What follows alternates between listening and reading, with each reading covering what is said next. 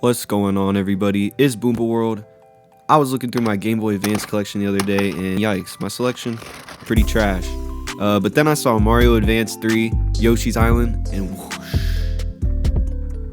all the memories took me back. I feel like this game here is like permanently wired into my brain. Like this and Mario Sunshine gave me like a love for islands and like that summery aesthetic. Still goes on today. No lie, I remember this game being weird when compared to your regular Mario.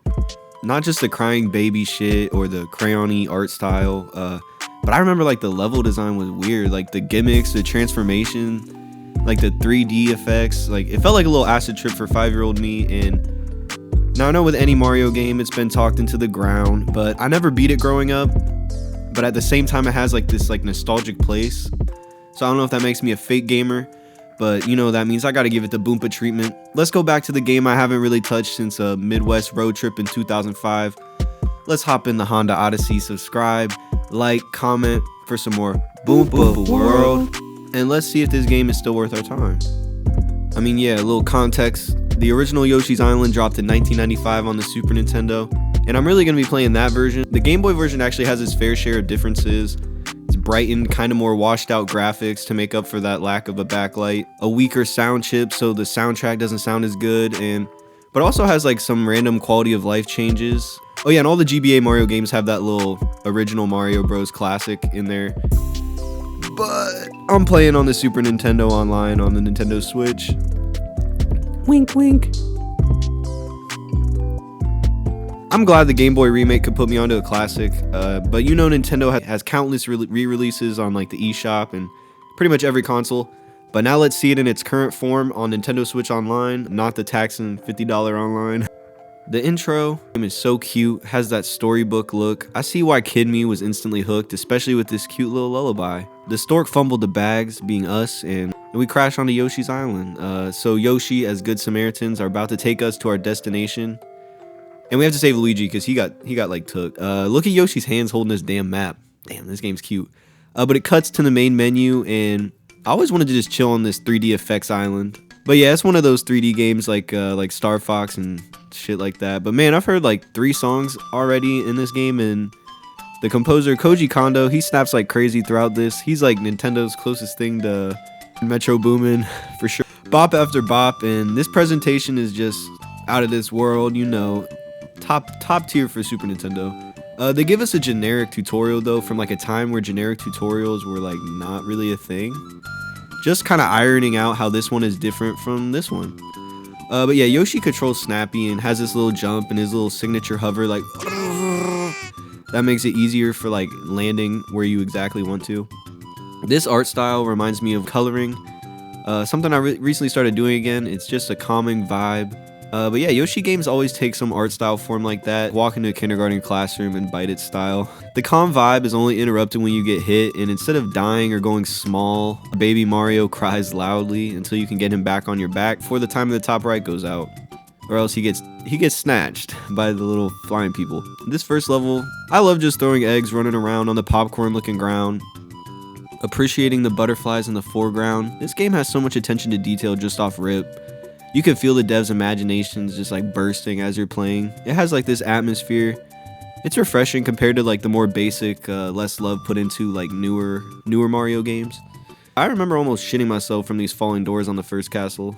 And this first boss reminded me how like weird and creative the bosses were throughout the game, even though most of them are just like enlarged, magicified versions of the regular enemies, and all you have to do is throw an egg at them. Most of the time it's like a weird 3D effect, like goopy. Something crazy's going on every time. But my favorite one from early on in the game is this frog. You had to just mess up his tonsil. No longer the throat goat. False. It was just creative. You were just vibing in his mouth. False. But yeah. False. The world or island feels like so much more livable. I know it's still a lot of random blocks and stuff like platforms, but the way you can interact with so much, you break through walls, you make paths, you got the watermelon, you transform into like little things. So much different lighting level to level, and also even the feeling some enemies are just like doing their thing, walking around vibing, and we're kind of just like getting in the way while we're exploring their territory. Good example is like the monkey level. Like you don't really have to hit them, but and they don't really mess with you. But also, one of my favorite appearances in this game is the thick Shy Guys. I'm just astounded by the amount of girth, by the amount of good gimmicks and different little sideshows each level had to offer. Many were reoccurring, but one thing you see once or twice and be like, that's cool, and then you just never see it again. This game thrives though, like you just feel like you just are exploring and feel so curious. It's very childlike in the nature. I've seen so many videos about Yoshi's Island, but not once have I heard anything about the thick Shy Guys or this beautiful sunset and just immaculate vibes on the balloon level. I think After World 3 was new to me since childhood. I think I got stuck on one of these like non-linear cave levels with my squirrel brain. Or maybe this castle here that made you go through like every door. I was just like, thought I was like running in a circle or something. But yeah, a lot of the levels when you look at them seem kind of long or obtuse and kind of over bloated.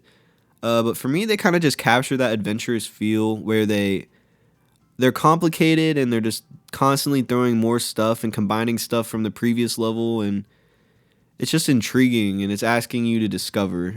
Like it felt like something that really embodied its art direction and really signifies the start of video games moving away from like the pure gameplay focus and talking like showing like console capability, a story with like game feel and immersion. Like I feel like this game snapped with that. Like I felt like there were times where like the Mario star running sequences was even flexing like the Super Nintendo's speed too, like little subliminal diss at Sonic. Like, look at us, we go fast. That's my conspiracy theory, at least. Like, this game's got it all for real though. But some of the level design is kind of giving Mario Maker, check out my level, guys. But I think it's in a creative way, like more like I never would have thought Nintendo would do some level like this. Like it's teetering on the edge of what is this, and this is actually cool. Something I feel like they missed in like the newer like Yoshi games, like the DS one. It kind of is more. It goes more on the what is this? Like this level is long and boring. They figured it out in this game and lost their way. Same with the difficulty. Like it hit a sweet spot where it wants you to think about enemy placement and puzzles and the variety of ways enemies look and attack. It's also like mixed with all the weird platforming gimmicks. Like your Mario instincts want you to just race through the level, but a lot of times Yoshi's Island forces and begs you to stop and look at the scenery, which I can't complain about because the scenery's fire. I really love the lighting throughout this game. Like I know I brought it up a few times before, but like it changed a lot from level to level. Like pretty much they use pretty much every color on the palette. Like look at this purpley sunset on this cloud world, this sled level with the snowy sky. This is too lit. This game just as a whole reminds me of Donkey Kong Country. It really felt like when like we were traversing the land or like the overworld and making our way back. Like on Yoshi's Island we make our way back to the storks slowly. You start seeing them in the background flying, and then you wind up in the cloud world like right up with them and like jumping on their heads and stuff. The game came full circle. Although it had like similar setup to like the basic world designs in like the newer Mario games, like basic jungle, basic grass, like snow. It did so much with the level themes. Like it combined them with other ideas to make them memorable. It wasn't just another lava world or just another castle.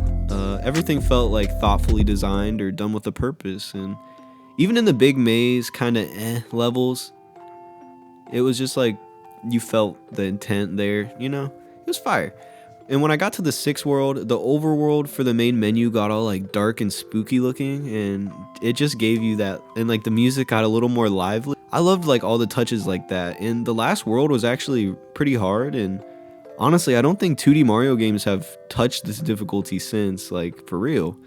The last world was not playing around and wanted you to control Yoshi like you were a Yoshi kid. As like this game progressed, I remembered like from other YouTube videos I've seen, the most popular things people discuss from this game is the final boss. But the game really built itself up to the finale. Like it came in the final boss. It was such a satisfying payoff, honestly, not to sound like everyone else. The music kind of switched tones from how it's been so like playful, light, jovial, and then it gave you this feeling like, oh shit, he got all big, and it was just like it's getting real, and he was running at you and looking all menacing.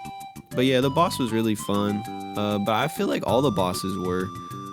This game was just special as hell. I know at the end of this video it's just a great game and you guys already knew that, but I feel like taking a look back as Boompa World with a more casual less basic look on the game, like I usually do.